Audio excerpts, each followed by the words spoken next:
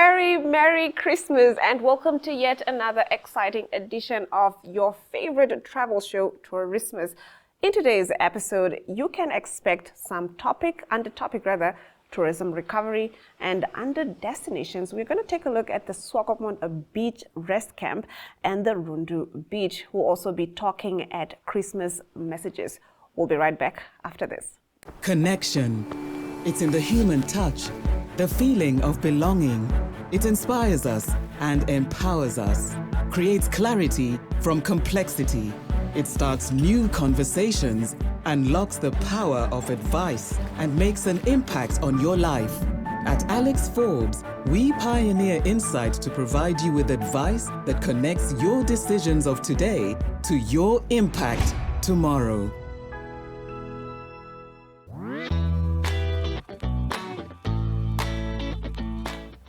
Starting us off in topics, Namibia recorded over 1 million foreign arrivals in 2023, a massive increase of 95.4% from the 593,601 in the previous year.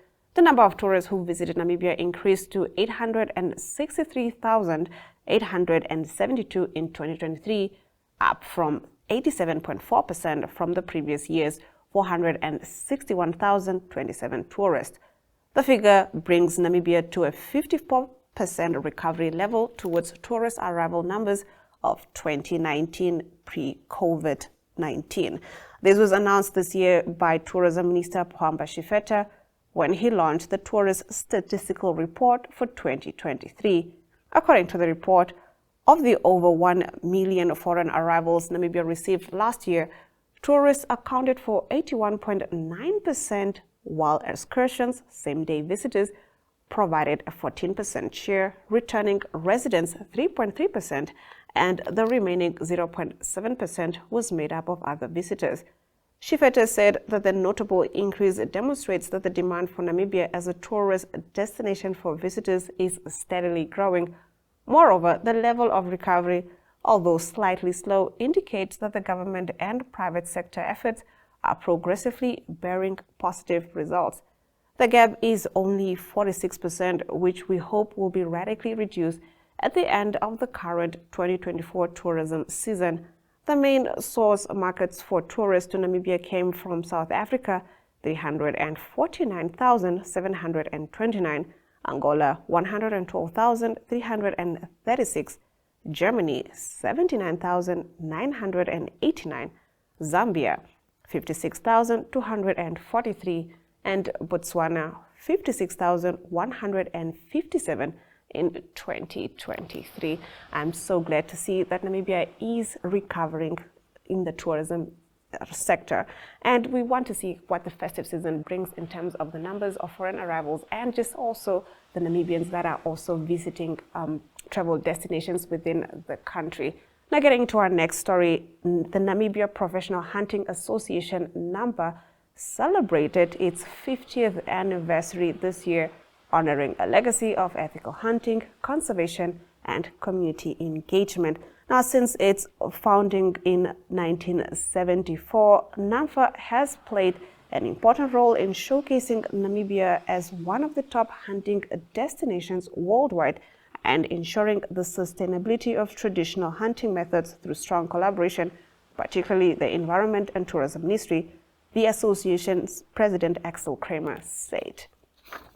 He said, "The idea of an association like NAPHA, which defends the value of wildlife on private lands, was initiated in the 1960s when a group of farmers met at what was then the Burke Hotel in Windhoek to discuss the promotion of commercial trophy hunting in private farms. According to him, these challenged the previous belief that viewed wildlife merely as competitors for grazing land. Now, the protection of Namibia's natural resources has greatly benefited from NAPHA's decades-long commitment to high moral standards and conscientious wildlife management." Now getting into our next topic, in the theme of the Christmas spirit, in this video, NMH journalist Catherine Moser tells us a bit about German Christmas traditions. Let's watch. Hello, I'm Katima. I'm a journalist for Allgemeine Zeitung in Namibia, but I'm originally from Germany. Hi, Katerina. Can you tell us a little bit about what traditions you have during Christmas holidays?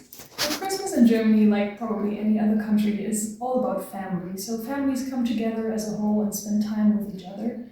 But differently than, for example, in the US, um, one of the most important days for Christmas is the 24th in the evening. So families will already start decorating the Christmas tree before that, maybe a week up to the 24th, and then they will prepare food on the 24th and come together. And then in the evening of the 24th, there will be usually like a whole dinner for the family together, and then gifts and presents will be handed out to each other.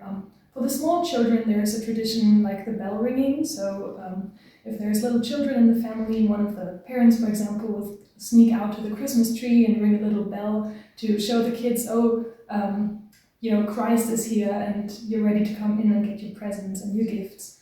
And there's a variety of like traditions of food as well. Some families will always traditionally eat, for example, goose. Other people will traditionally eat potato salad or something like that. And then on the 25th and 26th, it's also about family. Families just come together and have a good time and relax. Up next is destinations.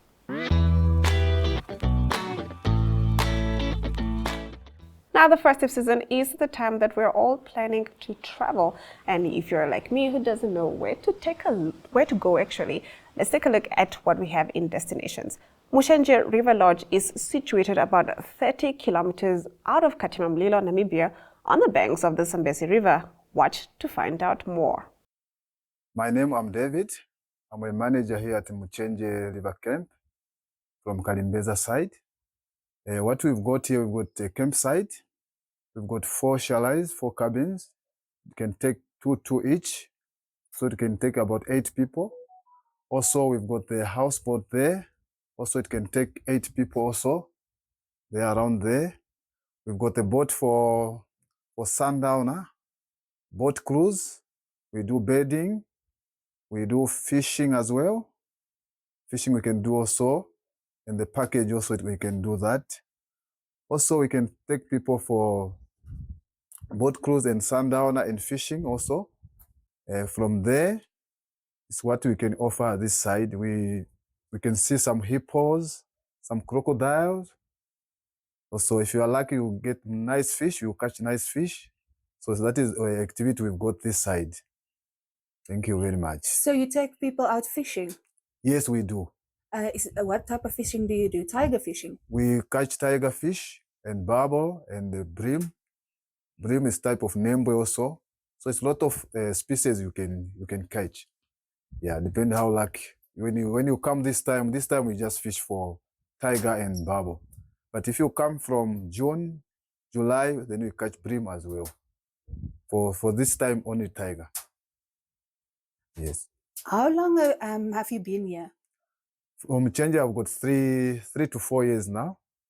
Yeah, but for experience for fishing, I've got 15 years. Yeah. That's a long time. Yes. And how have you experienced it here? Do you see a lot of tourists coming here? We do only this time of the beginning of the year. It's a little bit slow, but when you start like winter from April, then we start picking up again. So this time, January, February, March, it's a little bit slow. Is it mostly a domestic tourist or do you get international tourists also? International tourists, it's only a few, not so many. It's only a lot of South Africans and Namibians, locals. A lot of South Africans and Namibians? Yes. So foreigners, not really? Not really, but only maybe few, in a year, maybe 3 or 4 groups. Okay. Yes.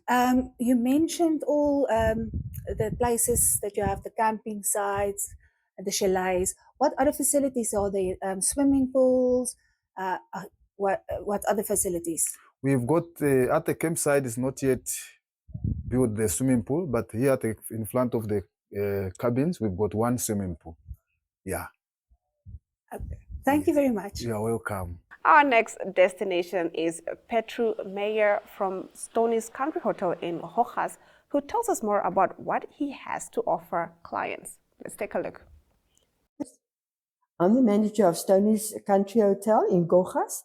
We've been here since 2022, April, and we reopened it at that stage.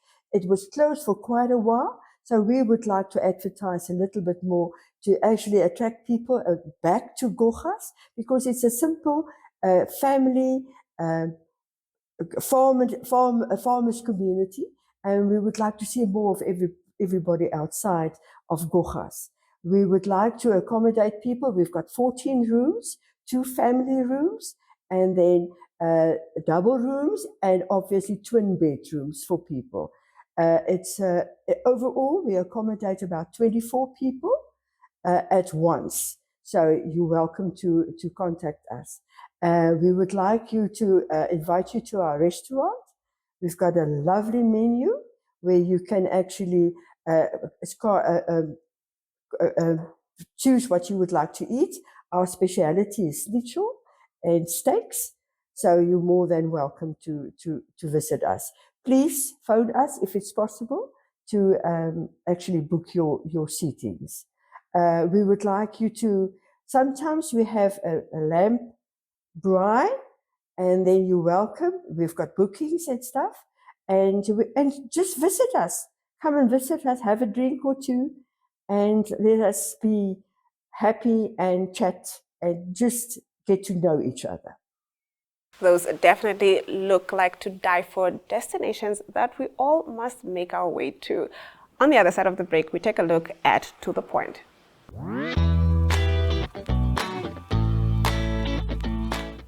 Getting to the point, watch as the CEO of the Hospitality Association of Namibia, Gitta Paetzold, gives a Christmas message in which she reflects on tourism recovery and encourages tourists to support locals. Let's take a look. Well, 2024 has come and almost has gone. For tourism, it was a very, very good year. We had very good numbers of people from January to all year through. Our high season also was very busy on the roads. Namibia is back to normal, especially when it comes to the accommodation statistics. We really had good numbers in our operations, and I think from northern Namibia, from our Four Rivers routes to right down to the south, Lüderitz, and even down at Oranjemund, tourism is budding, and it's very encouraging to see how our industry has been able to not only recover but grow in the last year. For Namibians, there is much to discover, and I've had the opportunity this year to travel to Lüderitz. I traveled to Spitzkoppe, and I visited the 4O regions, and there is so much that our country has to offer. Every time you go, there seems to be new developments. And what is most encouraging is the fact that there are so many additional products within the community development, in especially our communities, that tourism stands to benefit from. And I would like to encourage all the Namibians going on holiday in December to really experience their country. Go and find those craft markets, Masha in the north at Kongola, for instance, that stocks only Namibian crafts, from beads to woven baskets to jewelry to clothes and other commodities that are not only interesting for our international tourists visiting here, but I believe that many of us Namibians can stock up our kitchens and our lounges with beautiful artwork from Namibia. We very often underestimate the talents that we have here in Namibia. There's some wonderful projects in the north as well. Namwa Lodge has started a glass bead factory, which provides opportunities for income and also entrepreneurship for the local communities, and actually makes them feel part of the industry. And I think we as Namibians should go out, fill up the Christmas stockings with all things coming from Namibia by Namibians, and thereby really improving the livelihoods of our people here in Namibia. So as a Christmas message to everyone out there, focus on Namibia, look at the opportunities, the talents, and the beautiful artifacts that Namibians as such produce, and fill up your Christmas stocking with those.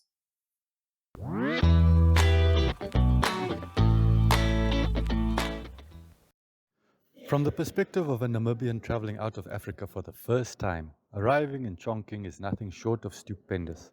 Skyscrapers rise like graceful river reeds to tickle the sky. Multitudes of people bustle with purpose. Traffic scurries across bridges suspended high, down innumerable roads of every size and description.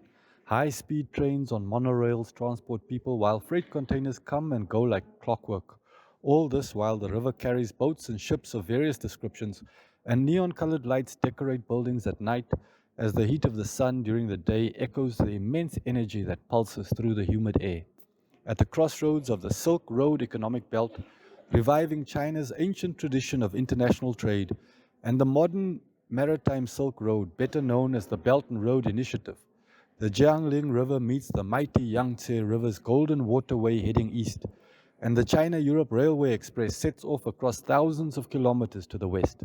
As a participant of the Belt and Road Journalists Forum 2024, the incredible opportunity to visit a few of the 26 districts, 8 counties, and 4 autonomous counties under Chongqing's jurisdiction gives new insight and brings into sharp focus the immense reality of China's growth and development. Encompassing 82,400 square kilometers and home to more than 32 million permanent residents, the mountain city, also known as the river city, brings to life a reality that a native of the young Southwest African country of Namibia, with its population of just more than 3 million people, cannot imagine before experiencing. The new international land-sea trade corridor has developed rapidly since modern China officially decided to open itself to the world in 1978. First from the eastern seaboard and steadily spreading inland. Today it connects more than 100 cities in 40 countries by rail and gives access to 523 ports in 124 countries through rail-sea combined transportation. But Chongqing boasts its own more ancient history stretching back over 3,000 years, and in 1891 was the first inland city in China to open for foreign trade again. The Chongqing Biaheling Underwater Museum gives access to inscriptions on the now submerged White Crane Ridge, which records levels of the Yangtze over 1,200 years and demonstrates the city's long tradition of technological innovation as the world's first ancient hydrological station. One example of the megacity's current reach is found at the Chongqing Railway Container Terminal Station, covering 36 hectares where 702,000 freight containers, TEU, were handled last year in 2023. Equipped with 4 800-meter-long cargo handling lines and 8 mobile gantry cranes, each able to lift 40 tons, the station can handle 850,000 TEUs per year. Among the huge variety of products passing through are Chongqing Fuling Zakai Group's iconic vegetable pickles and condiments, including the famous Zakai pickled mustard, produced in 10 production plants with 17 automated production lines capable of fermenting 300,000 tons of raw plant materials. According to company president Zhao Ping, one plant employs only 12 employees thanks to high-level automation, robots, and top-tier technology, but provides income to 1 million small-scale farmers who supply the inputs. The 10.098 billion yuan company is publicly listed. Professor Zheng Changzong of Fudan University explains that Zakai demonstrates how China has been able to officially lift almost 100 million people out of abject poverty between 2013 and 2021, when it was officially declared a thing of the past in a massive country. It is only one example of the country's holistic effort, employing 1.4 million people and claiming the lives of 1,800 members of the ruling CPC party, to implement a poverty alleviation policy specifically tailored to each of 800 counties. Another such county is Wulong, where President Xi Jinping's 2005 statement, "Lucid waters and lush mountains are invaluable assets," has been put to practice to bear unprecedented fruits. Chang Zong explains that the rural area was one of the poorest in China in 1997, with per capita income of only $200 per year. The decision to support tourism development has transformed the local lives over 20 years of remarkable development, increasing income per capita more than tenfold. In 2017, the district of 300,000 inhabitants was officially proclaimed as having been lifted out of poverty, with 100,000 employed in tourism development. Secretary for the CPC of Wulong District, He King, says that 67.56% forest coverage is augmented by the 2023 discovery of the Western Han Tomb No. 1, To add to accolades including Natural Heritage Site, Best Tourism Village 2022 awarded by the UN Tourism Organization, Tourism Resort, Tourism Destination Zone and National Healthcare Base status already achieved. Natural heritage is a bridge for connecting the world, King says, elaborating on how ecological and environmental protection is maintained through 3 red lines: ecological protection, farmland protection, and urban development boundaries. He wants the district to be a land of beauty, embodied at the luxurious Ferry Mountain Resort, which was a village of only 300 inhabitants before development started. Now the region can accommodate 300,000 visitors a year, and when the high-speed railway connection is completed next year, they will be able to get there from direct domestic flights to the Jianshan airport in only 30 minutes. It will be more convenient for all of you, he said. Chang Zong says China has now embarked on a new ambition to secure moderate prosperity for all of its 1.4 billion citizens by 2050. Pilot programs have started in Southeast Demonstration Zone in Zhejiang province. He says these experiences will over the next 25 years promote overall planning to mobilize every individual and over several stages bring balanced development to central and western China. Promotion of governance and market forces will steadily improve and narrow imbalances between urban and rural areas through construction of public infrastructure, modernization, technological improvements, and improved governance, the academic elaborates. New energy development is key, and Chang Zong highlights the white paper on energy transition issued by the Chinese government on the 29th of August 2024. What we need, we will develop. Obstacles, we will overcome. What the world demands, we will try our best to learn from other countries, he says. But a visit to the Series electric vehicle manufacturing plant in Jiapingba district, Chongqing, shows that China already knows more than many other countries in the world. High technology robotic workstations now feature throughout the Series plant after the company started by manufacturing only a single type of seat spring in 1986. Young people dominate the production floor, attending to their robotic workstations with care and diligence to produce the company's flagship hybrid Ito M5 vehicles, capable of accelerating from standstill to 100 kilometers per hour in 4 seconds and covering 1,400 kilometers on a full tank and a fully charged battery. All this crammed into a packed program over only a few days leaves 3 dominant fresh insights of China in mind. China's ambition is matched only by China's achievements. Ancient China and modern China is the same China, and the future of China is the future of the world.